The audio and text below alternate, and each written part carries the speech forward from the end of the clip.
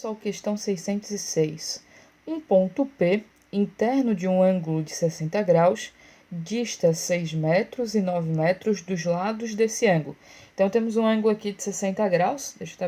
Vou botar 30 para cada lado, porque vai trazer a bissetriz, né? Eu trouxe a bissetriz aqui em rosa. Qual é a distância entre P e a bissetriz do ângulo? Então, botei o ponto P aqui. A distância até um lado é 6, a distância até o outro lado é 9, e eu quero saber essa distância aqui até a bissetriz. O detalhe é o seguinte: o que a gente tem de informação aqui, nada contribui para esse triângulozinho aqui. Da mesma forma que eu não tenho nenhuma medida informada aqui nesse triângulo. Eu quero calcular um lado, mas não sei os outros dois. No máximo, eu consigo calcular a medida dos ângulos, né? Afinal, olhando esse triângulo retângulo aqui de baixo, aqui é 30, que é 90, falta 60, aí é OPV, então aqui vai ser 60 e 30, e é isso que a gente tem de informação. Então, nessas situações, a gente precisa usar, né, da ferramenta de prolongar os lados aí, para tentar achar alguma relação entre uma coisa e outra, tá? E na hora de prolongar esses lados, o que eu vou fazer? Eu vou prolongar esse lado aqui até os dois lados, tá? Uma forma de resolver. Provavelmente tem outras, né? Deixa eu tentar prolongar aqui, sem aqui. Aí agora eu vou prolongar aqui para fechar um triângulozinho, né? Afinal, a gente está trabalhando com triângulos retângulos, então a gente precisa tentar fechar triângulos nessa história. Vou apagar aqui o 6, vou botar o 6 aqui dentro, ficou melhor. Bom, ajudou? Não sei, né? Vamos verificar. O que acontece? Olha só, agora eu tenho esse triângulozinho aqui, tenho também este daqui, né? E aí acaba ficando mais próximo do que o que a gente quer calcular, né? Preenchendo os ângulos da figura, né? Olha só, aqui é 60 graus, o que significa que aqui também é 60 graus. Aí aqui é 30, né? Porque é o que falta para dar 180. O que significa que aqui é 120, portanto aqui também é 120. Aí lá é 90, com 120, com 30 eu consigo calcular esse ângulozinho aqui, porque é um quadrilátero, né? Eu tô só usando a soma dos ângulos internos do triângulo e do quadrilátero, tá?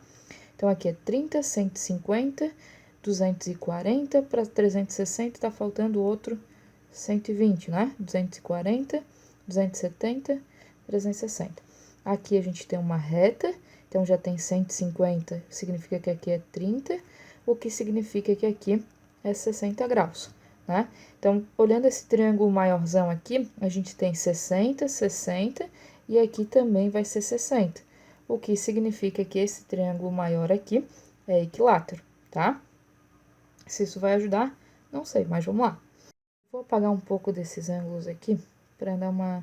Porque a gente tá usando triângulos, né? Então, aqui não era um triângulo, não nos interessa. Bom, eu vou colocar aqui triângulo 1, triângulo 2...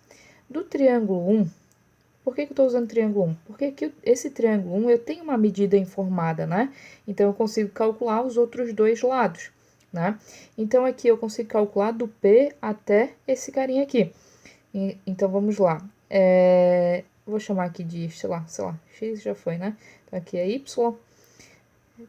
O Y é a hipotenusa e o que a gente tem aqui é o cateto adjacente. Portanto, o cosseno de 30 graus é igual a 6 sobre y, e cosseno de 30 graus é raiz de 3 sobre 2. Portanto, y vai ser 12 sobre raiz de 3, que racionalizando, né, multiplicando por raiz de 3 em cima e embaixo, a gente vai ter 12 raiz de 3 sobre 3, que é 4 raiz de 3. Então, esse trechinho aqui é 4 raiz de 3. Bom, ok, vou apagar para não ficar mais maçaroca ainda. Ali embaixo, onde a gente tem a medida 9, que eu chamei de triângulo 2, é esse triângulo maior aqui, tá? Então, esse triângulo aqui. Eu consigo calcular esse outro trechinho aqui, né? Do P até esse vértice aqui. Então, a gente vai de novo usar aqui, vou usar o 60.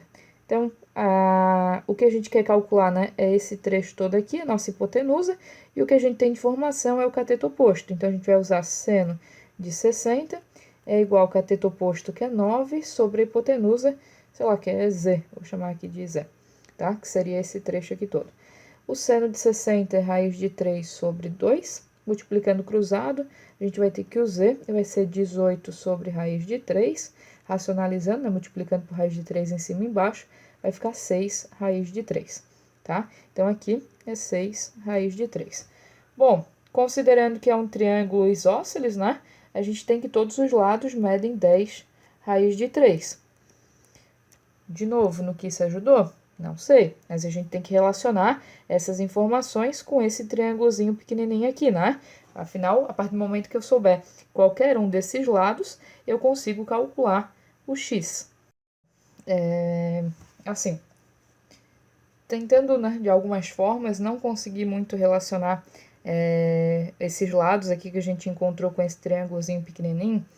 A única coisa que a gente vai precisar, assim, tirar da manga, né, é que não foi por coincidência que acabou gerando esse triângulo equilátero, tá?